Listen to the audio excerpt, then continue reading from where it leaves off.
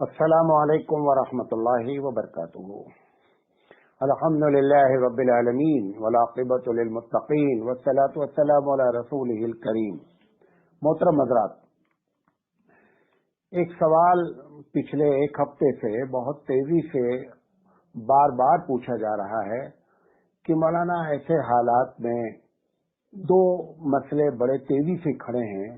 ایک مسئلہ یہ ہے کہ لوگوں میں بھوکمری پھیلی ہوئی ہے، لوگ جو ہے وہ کھانے کے محتاج ہیں، اور دوسری پرابلم یہ ہے کہ یہ جو بیماری ہے، یہ بیماری میں جتنا آدمی گھلے ملے گا اتنا زیادہ اس کے بڑھنے کے چانسز ہیں۔ تو ایسی شکل میں اگر قربانی کو علماء کرام یہ فتویٰ دے دیں کہ اس سال قربانی نہ کی جائے اور قربانی کے بجائے یہ رقم جو ہے وہ غریبوں کی مدد کر دی جائے، تو آپ کی کیا رائے ہے؟ میں آپ کو شرعی لحاظ سے، کیونکہ آپ نے بات مجھ سے پوچھی ہے ایک عالم سے، شرعی لحاظ سے کہ شرعی لحاظ سے اس مسئلے کا حل کیا ہے، تو میں شرعی لحاظ سے آپ کو بات بتانا چاہتا ہوں۔ سب سے پہلے تو میں یہ بتانا چاہتا ہوں کہ اس قسم کی سوچ کیوں آ رہی ہے، کون لوگ ایسا سوچ رہے ہیں۔ تو سب سے پہلے تو وہ لوگ جو پہلے سے ہی قربانی کو ایک ایکسٹرا فیس سمجھتے ہیں کہ قربانی کی کوئی ضرورت نہیں ہے، یا قربانی جو ہے وہ جیو ہتیا ہے، قربانی جو ہے وہ بے مطلب کا ایک عمل ہے، کیونکہ ان کو قربانی کی فضیلت نہیں معلوم ہے، لہذا ایک طبقہ وہ ہے تو ان کے لیے ایک بہترین موقع ہو گیا ہے۔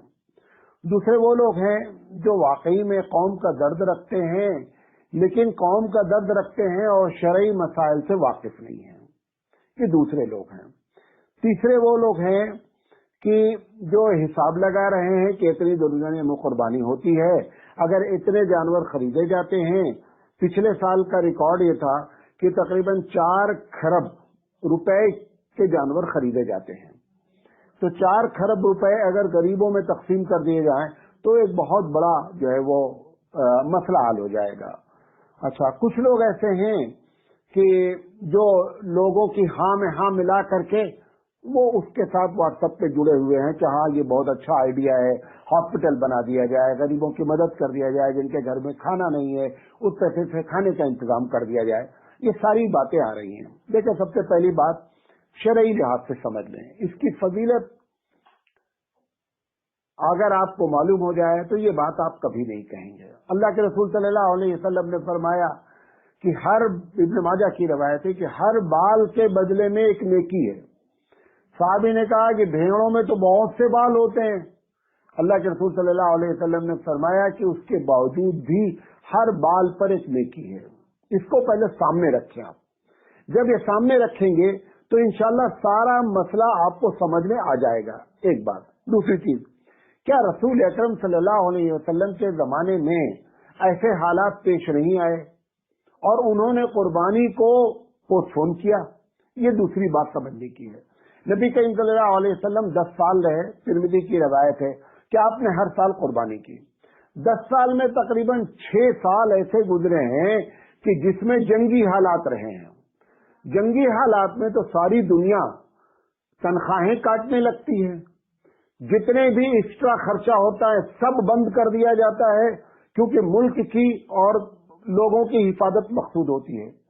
اللہ کے رسول صلی اللہ علیہ وسلم کے 10 سال میں 6 سال کی زندگی ایسی گزری ہے کہ جو جنگی حالات رہے، اور آپ صلی اللہ علیہ وسلم چاہتے تو کہہ دیتے بھائی قربانی کا پیسہ اٹھا کر کے کس میں مجاہدین کے اوپر خرچہ کیا جائے، وہ تو اس وقت بہت بڑا مسئلہ تھا، لیکن آپ صلی اللہ علیہ وسلم نے اس کا مشورہ نہیں دیا۔ ایک بات، نبی کریم صلی اللہ علیہ وسلم کے زمانے میں قحط پڑ گیا، مدینے کے اطراف میں قحط تھا، لوگوں کے پاس کھانے کے بڑے مسائل تھے۔ اللہ کے رسول صلی اللہ علیہ وسلم نے فرمایا کہ لوگوں، قربانی کا گوشت 3 دن سے زیادہ نہ کھایا جائے۔ یہ اسی وقت پارٹیکولر ٹائم کے لیے، خاص وقت کے لیے اللہ کے رسول نے منع کیا تھا۔ کیوں؟ تاکہ گوشت لوگ زیادہ سے زیادہ دوسروں تک پہنچائیں، وہ ایک کھانے کا ذریعہ بن گیا۔ ایسے حالات میں آپ یہ کہہ سکتے تھے کہ جانور کی قربانی کرنے کے بجائے آپ کیا کریں کہ اس پیسے سے غریبوں کو غلہ دلوا دیں۔ تو ایسا نہیں ہوا کہ اللہ کے رسول صلی اللہ علیہ وسلم کے زمانے میں ایسا ہوا ہی نہیں، ایسا ہوا ہے۔ اچھا، اب میں ایک کا جواب लॉजिकली देना चाहता हूँ। शरई लिहाज से तो मैंने बता दिया आपको कि शरई लिहाज से किसी तरह ये जायज ही नहीं है कि कुर्बानी को स्टॉप किया जाए और उस पैसे को कार्य खैर में लगा करके ये समझा जाए कि मैंने बहुत बड़ा जो है वो काम कर लिया है। उसकी वजह आपको बता दिया कि कुर्बानी की फजीलत मालूम नहीं है लोगों को। नंबर 2, आप क्या समझते हैं कि अगर पूरी दुनिया अब दिन पर दिन ग्लोबल विलेज होती जा रही है, एक छोटा सा गांव होती जा रही है, अल्लाह के रसूल सल्लल्लाहु अलैहि वसल्लम ने फरमाया कि अल खल्क़ु अयालुल्लाह, कि ये पूरी कायनात अल्लाह का कुनबा है। आप बताइए ईमानदारी से कि क्या पूरी दुनिया में हर वक्त यानी 12 महीना हमेशा हालात स्मूथ रहेंगे? हमेशा कहीं न कहीं के हालात क्या रहेंगे? खराब ही रहेंगे। तो एक मुसलमान की जिम्मेदारी तो फिर हमेशा ही रहेगी कि भाई यहाँ से खत्म हुआ मामला तो वहां करो, वहां का खत्म हुआ तो वहां करो। तो कुर्बानी फिर हमेशा के लिए क्या हो जाएगी? खत्म हो जाएगी। हालात तो दुनिया में ऐसे रहते ही रहते हैं और हम खुद देख रहे हैं पिछले 10-12 साल से कि कोई ना कोई ऐसी चीज रहती है, कभी जलजला आया रहता है, कभी सैलाब आया रहता है, कभी जो है कोरोना की बीमारी आई हुई है।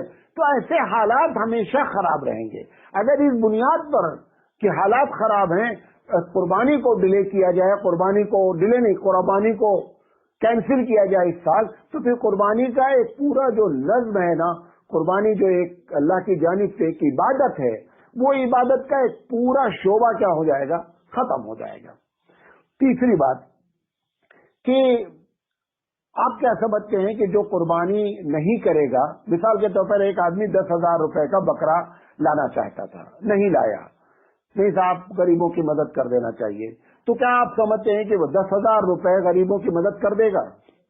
कितने लोग ऐसे हैं जिनको हम समझाते हैं कि शादी सादगी से करो, उन्होंने सादगी से शादी कर दिया। उनका इरादा था कि 25 लाख रुपए खर्च करेंगे, उन्होंने 2 लाख रुपए में शादी सादगी से कर दी। 23 लाख रुपए उन्होंने कभी भी गरीबों में तकसीम कर दिया है कि हमने शादी चूंकि सादगी से कर दी, चलो 23 लाख हमारा बच गया। ये इंसानी मिजाज के खिलाफ है। अगर आप कुर्बानी का पैसा बचा भी लेंगे तो आप ये नहीं समझें कि उस पैसे को लोग गरीबों में तकसीम कर देंगे। ये महज एक हमारा जो है वो एक प्रैक्टिकली बात करें, अमली शक्ल में बात करें। अमली शक्ल में ऐसा मुमकिन नहीं है। अच्छा, इस तरीके से अगर लॉजिकली देखा जाए, मंतिकी लिहाज से देखा जाए, तो कुर्बानी का बदल खिदमत खल्क नहीं है, कुर्बानी एक इबादत है। अच्छा, और आज कुर्बानी पर आपने इतराज किया। हज में एक आदमी को 2.5 से 3 लाख रुपए खर्च होता है। अब एक आदमी हज पे जा रहा है तो आप उसको बोलो कि यार 2.5 से 3 लाख रुपए अगर तुम कल्ला तकसीम कर दोगे तो बड़ा लोगों को फायदा हो जाएगा, तो फिर हज को बंद कर दिया जाए, तो इस तरीके से जो पिलर्स हैं इबादत के, वो एक एक करके लोग जो है इस तरीके से उसमें शिकले निकाल करके और उसको खत्म करने की कोशिश करेंगे।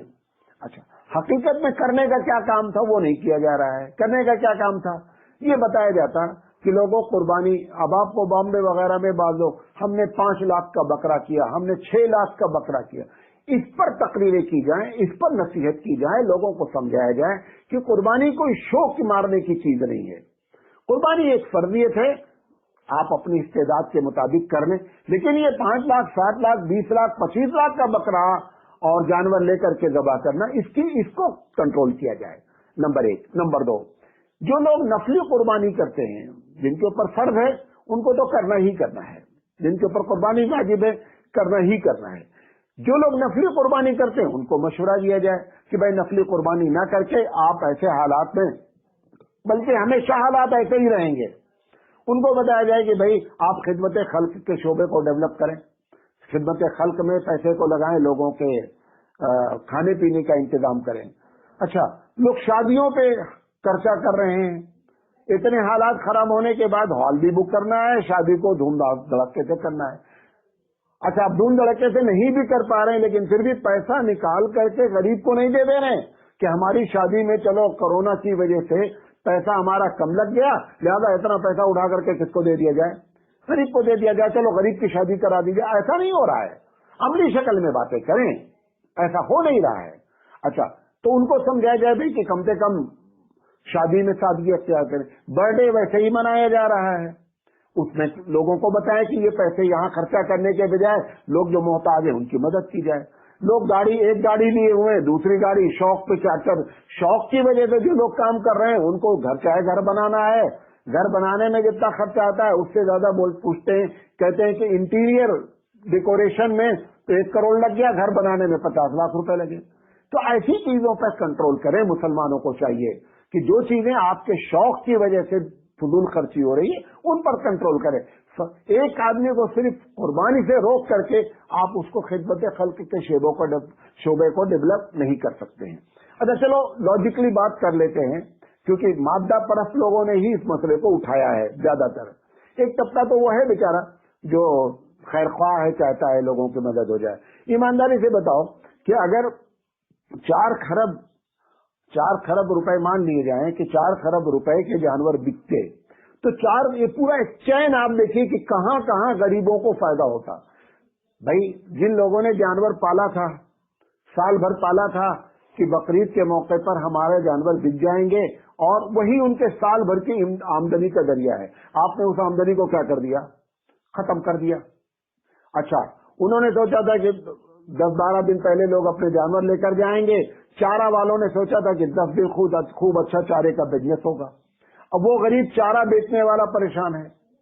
10 दिन सोचा गया था कि चरवाहे को चरवाही मिल जाएगी, लोग जानवर रखेंगे, खिदमत के लिए जानवर के लिए हमको ड्यूटी देंगे, वो अपनी ड्यूटी उठा करके खत्म कर दिया। कुर्बानी करने में जो कुर्बानी ज़बह करने वाले लोग हैं वो एक दिन में 3 दिन में जो कमा लेते 20 से 25 हजार रुपए, आपने वो पूरे साल का बजट आपने उठा करके उसका क्या कर दिया? गरीब का सेल कर दिया। अच्छा, कितने लोग थे बेचारे जो होंगे, कम ही लोग होंगे, लेकिन एक बड़ा तबका था, छोटे का गोश्त खाने वाले बेचारे नहीं थे, उनको उम्मीद थी चलो बकरीद का मौका आएगा, छोटे का गोश्त भी जो है 2-4 दिन मिल जाएगा, वो 2-4 दिन हमको हमारी दाल और सब्जी का खर्चा बच जाएगा। वो आपने दाल और सब्जी का खर्चा फिर लगवा दिया। तो काटने वाले कितने लोग थे जो ट्रांसपोर्ट का बिजनेस करते थे कि जानवर वहां से बाजार से खरीदा जाएगा और यहाँ पे ला करके बेचा जाएगा, तो हमको ट्रांसपोर्ट का पैसा मिलेगा, हमारा धंधा चलेगा, उनका नुकसान हुआ। फिर चमड़े वालों ने सोचा था कि चमड़ा आएगा, चमड़े की फैक्ट्री में चमड़े का नुकसान हुआ। अच्छा, फिर सोचा गया कि उसमें काम करने वाले बेचारों ने सोचा था कि ओवर टाइम लगाएंगे, इस टाइम पे चमड़ा खूब आता है, उन गरीबों का बेचारे का नुकसान हुआ। तो आप एक चैन है, मैं क्या क्या गिनाऊं, एक पूरी चैन है। ऐसा नहीं है कि आपने गरीबों को फायदा पहुंचा दिया। अगर एक तरफ गरीबों का फायदा देखा जाए तो इतने गरीबों का नुकसान भी सामने रखा जाए। कई खरब रुपए इस वक्त गरीब लोगों को किसी न किसी दूसरे जराये से मेहनत के जरिए, चारे के जरिए, ट्रांसपोर्ट के जरिए मिल जाते थे। वो सारा का सारा हमने क्या कर दिया? पूरी चैन को खत्म कर दिया। अब लेते करके ऐसे हालात में सिर्फ एक चीज है कि भाई इसमें चूंकि ये जो बीमारी लगी हुई है, इस बीमारी में प्रॉब्लम क्या है? इस बीमारी में प्रॉब्लम ये है कि छुआछूत की बीमारी है, फैलती है। अच्छा, आप देखें कि जब लॉकडाउन खुल रहा है, सरकार हो या आदमी हो, जाती तौर पर कहा गया बस में 20 आदमी बैठेंगे, सोशल डिस्टेंस का पूरा ख्याल रखा जाएगा, रखा जा रहा है? कुछ भी नहीं। ट्रेन में कहा गया कि 8 की बर्थ है, 4 बैठेंगे। अभी हमारे लोग आए, उन्होंने कहा 8 की बर्थ थी, 8 बैठे हुए थे। तो सवाल ये है कि हर जगह अगर सोशल डिस्टेंस को फॉलो किया जा रहा हो और उस सिर्फ जानवर के खरीदी में और कुर्बानी करने में सोशल डिस्टेंस डिस्टर्ब हो रहा हो तो भी एक बात सोची जाए। सारी जगह तो तुमने सोशल डिस्टेंस को डिस्टर्ब कर रखा है, लिहाजा एहतियात के साथ कुर्बानी के मशवरे दिए जाएं, करने का तरीका बताया जाए, लोगों को समझ, अल्लाह ताला से दुआ करें कि अल्लाह इनको समझ आता। इसी तरह मस्जिद के बारे में लोग पीछे पड़े कि मस्जिदें 4 या 5 दिन हो जाएं, 4-5 नमाजी पढ़े तो ज्यादा अच्छा है, भले लॉकडाउन गवर्नमेंट की तरफ से हो नहीं हो। मेरा कहना है कि बाजार से लेकर के, पार्लियामेंट से लेकर के, शादी से लेकर के, मौत से लेकर के, कहीं भी सोशल डिस्टेंस नहीं है। सारा कहर टूट पड़ा है मस्जिद के ऊपर। वैसे भी पूरे भारत के मुसलमानों की ये कैफियत है, चाहे मसलहत कह लें, चाहे खौफ कह लें, चाहे तदबीर कह लें, कि किसी एक कानून को भी वो मुसलमान इस वक्त भारत में इस सिलसिले में, मस्जिद के सिलसिले में मुखालफत नहीं करता है। मैं नहीं कह रहा हूं मुखालफत करनी चाहिए, लेकिन आप देखें کہ ساری مسجدوں میں سوشل ڈسٹینس کے ساتھ جماعت ہو رہی ہے. ہمارے دل پہ کیا گزر رہی ہے سوشل ڈسٹینس کے ساتھ جماعت پڑھنے کے لیے؟ یہ ہم سے پوچھیں کہ جس نبی نے فرمایا تھا کہ پیر سے پیر لگ کر کے آدمی کھڑا ہو، درمیان میں اتنا بھی گیپ نہ ہو کہ اس میں شیطان کھڑا ہوتا ہے، ہم نے ان ساری باتوں کو مصلحت کی بنیاد پر کہ کہیں ایسا نہ ہو کہ اس سے اسلام اور مسلمان بدنام ہو، ہم نے اس سارے سوشل ڈسٹینس کو فالو کیا. اور پھر کہا جا رہا ہے کہ مسجد میں وہی 4-5 آدمی. ارے بھائی بازار میں سوشل ڈسٹینس لگوائیے، ہاسپٹل میں لگوائیے. ڈاکٹر کے یہاں میں نے جا کر کے دیکھا کہ ڈاکٹر کے یہاں سوشل ڈسٹینس کا کوئی وہ نہیں ہے، ہاسپٹل میں نہیں ہے، بازار میں نہیں ہے، بس میں نہیں ہے، ٹرین میں نہیں ہے، بازار شادی ہال میں نہیں ہے. سارا پہاڑ ٹوٹ پڑا ہے قربانی کے اوپر اور سارا پہاڑ ٹوٹ پڑا ہے مسجد کے اوپر. سوشل ڈسٹینس کو ہر جگہ فالو کریں جیسے مسجد میں فالو کر رہے ہیں، اور قربانی احتیاط کے ساتھ کریں. یہ نظریہ پیش نہیں کریں کہ ان پیسے کو غریبوں کو دے دیا جائے تو بڑا فائدہ ہے. غریبوں کو آپ نے جتنا مد نظر رکھا، اگر 10% غریب کو آپ نے مد نظر رکھا تو 90% غریبوں کو نقصان ہوا. وہ ہمارے دماغ میں بات نہیں ہے. پھر اس کے علاوہ آخری بات کہہ رہا ہوں، پھر اس کے علاوہ شریعت ہمارے نزدیک مقدم ہے.